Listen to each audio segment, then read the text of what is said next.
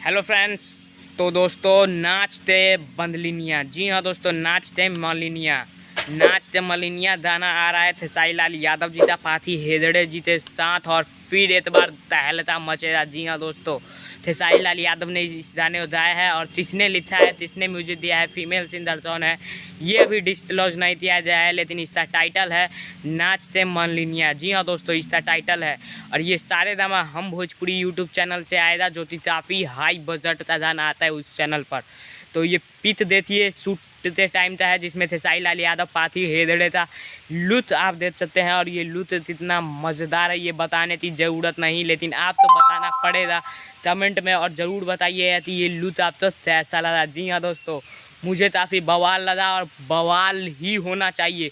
जल्द ही इसका video song release हो रहा है सारे नामा हम भोजपुरी पर 2 से 3 दिन में, तो इसके लिए आप लोग तैयार रहिए।